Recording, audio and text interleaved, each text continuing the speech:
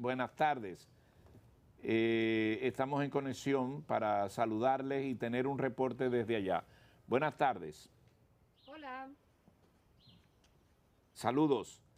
¿Cuál es la situación al día de hoy por ahí por Ucrania? Nos gustaría ya el reporte. Hola, adelante. Estoy aquí, Júpiter, estoy aquí. ¿Me escuchas? Sí, le escuchamos. Esther Yáñez. Adelante. Vale. Sí. No pasarán. No pasarán. Gracias. Saludos compañeros, saludos desde Kiev, con la última hora desde este país donde no dejan de ocurrir acontecimientos. Se ha incrementado la ofensiva por parte de Rusia a Ucrania. El presidente Zelensky acaba de denunciar que varios misiles rusos han sobrevolado 3 centrales nucleares ucranianas, y también la última hora pasa por la visita del secretario general de las Naciones Unidas, Antonio Guterres, que está previsto que durante el día de mañana, jueves, aterrice en Kiev para tener una reunión de alto nivel con el presidente Zelensky y con otros miembros de su gobierno. Esta reunión se produciría solamente horas después de que Guterres estuviese en Moscú y donde se reuniese con el presidente Vladimir Putin y con el ministro de Exteriores, Sergei Lavrov.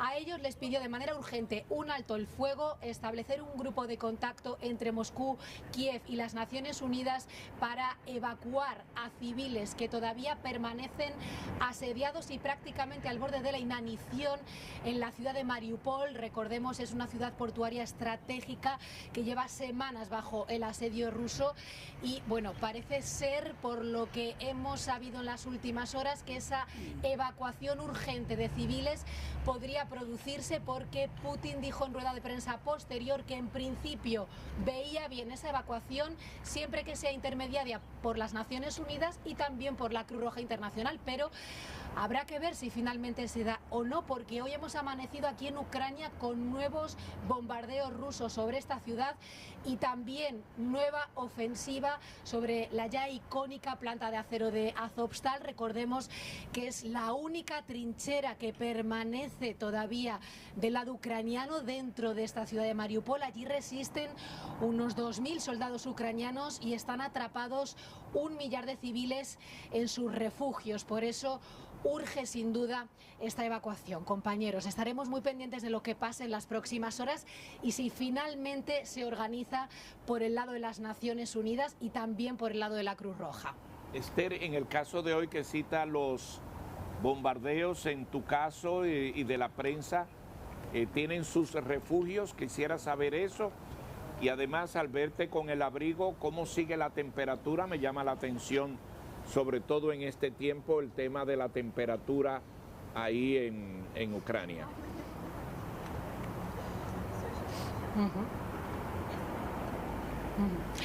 Pues 2 preguntas, la verdad, muy interesantes. Te respondo a la primera. ¿Cuál es el protocolo de actuación en caso de un posible ataque aquí en Ucrania, tanto para la prensa como para los civiles? Suenan las alarmas antiaéreas. Es algo a lo que lamentablemente nos hemos acostumbrado porque es signo de peligro. Cuando suenan unas alarmas antiaéreas, todo el mundo debe acudir a un refugio. Tanto aquí en Kiev como en las diferentes ciudades de Ucrania se han habilitado refugios, sobre todo en el subterráneo de los edificios. De hecho, hay muchísimas personas que todavía continúan viviendo en refugios, incluso en la región de Kiev, donde nosotros nos encontramos, que estuvo ocupada por el ejército ruso, pero ya se fue hacia el este y hacia el sur, que es donde están ahora mismo enfocados en su objetivo de conquista. Pero todavía aquí, a pesar de que ya no existe el peligro, entre comillas, porque ya salió la ofensiva rusa, todavía hay gente que por una cuestión de miedo a que vuelvan las bombas, por una cuestión de casi estrés postraumático de lo que han vivido, continúan en esos refugios porque tienen miedo de que vuelvan a bombardear sus pueblos, sus casas. Entonces, cuando suenan las alarmas antiaéreas, todos deberíamos acudir a alguno de esos refugios habilitados, pues en los edificios, en los subterráneos, en el metro, todo lo que sea seguro para ponerse a salvo de las bombas.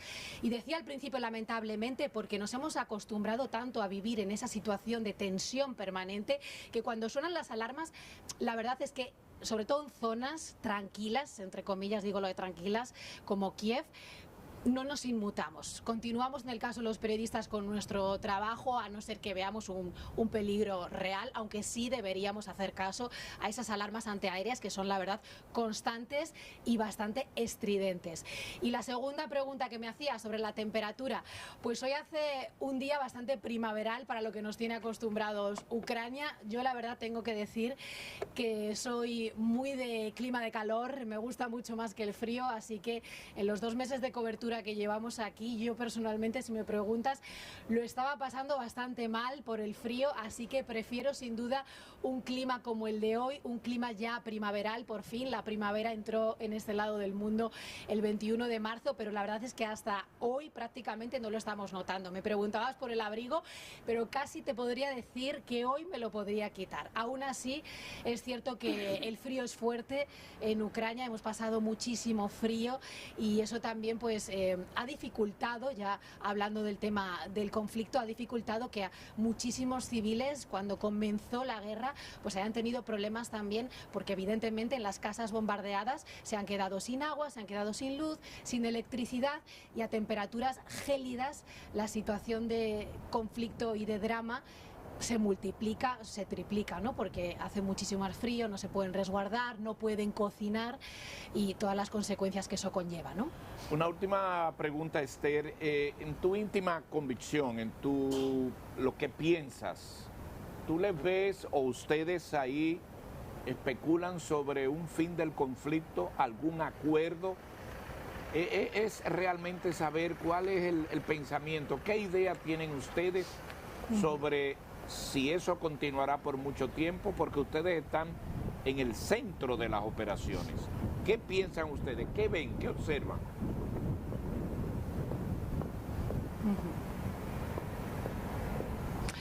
Sí, la verdad es que es un tema recurrente entre los periodistas que estamos aquí sobre el terreno, y también es un tema recurrente en los grupos, ¿no? de charla y de diálogo, ¿no? Al final estamos aquí tan metidos en esta situación que es inevitable no hablar sobre esto que me preguntas en concreto y no hacer predicciones.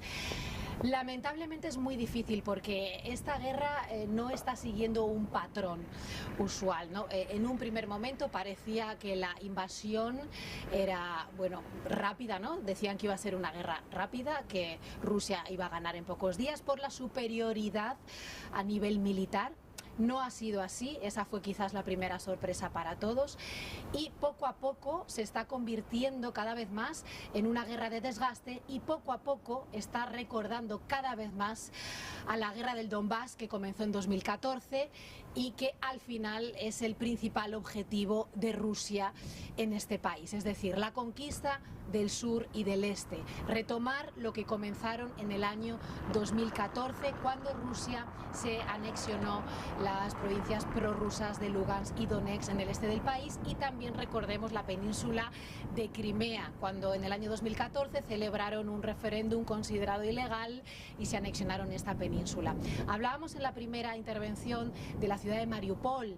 ¿Por qué es tan importante la ciudad de Mariupol? Es una ciudad estratégica, es una ciudad portuaria y que supone un corredor terrestre entre Moscú y Crimea. Entonces ahora, y esto es algo que ya se ha reconocido incluso por el propio Ministerio de Defensa de Rusia, las fuerzas rusas están enfocadas, después de pasar un tiempo también, después de Kharkiv en Bielorrusia y de reagruparse, están enfocadas de nuevo en el este y en el sur del país. Y es verdad que es donde en las últimas semanas se están dirigiendo las ofensivas. No quiere decir que no vayan a volver a Kiev, de hecho hay muchísimos analistas internacionales que hablan de que podría haber nuevos ataques a Kiev, una vuelta a Kiev, porque es la capital y sin duda sería como el mayor trofeo para Rusia. Entonces, ¿cuándo va a acabar este conflicto? Es impredecible. Lo que sí sabemos es que corre riesgo de estancarse en estos momentos en el tiempo, como ocurrió en el 2014. En el 2014 hasta ahora nunca ha cesado la guerra. Lo que pasa es que se estancó y también los medios de comunicación nos fuimos y dejamos de hablar de ello, pero nunca dejó de existir. Cabe la posibilidad de que pase lo mismo ahora. Sin embargo, el apoyo internacional tan grande que está recibiendo en estos momentos el presidente Zelensky podría llevar a quizás algún tipo de acuerdo o negociación, pero como decimos, siempre en estas regiones del sur y del este. Muchas gracias, Esther, como siempre, un tremendo y actualizado reporte. Y sí, un consejo, cuidarse cuando suenen las alarmas. Muchas gracias por este reporte desde Ucrania y saludamos aquí desde República Dominicana. Bueno, compañeros, ¿qué les parece a ustedes?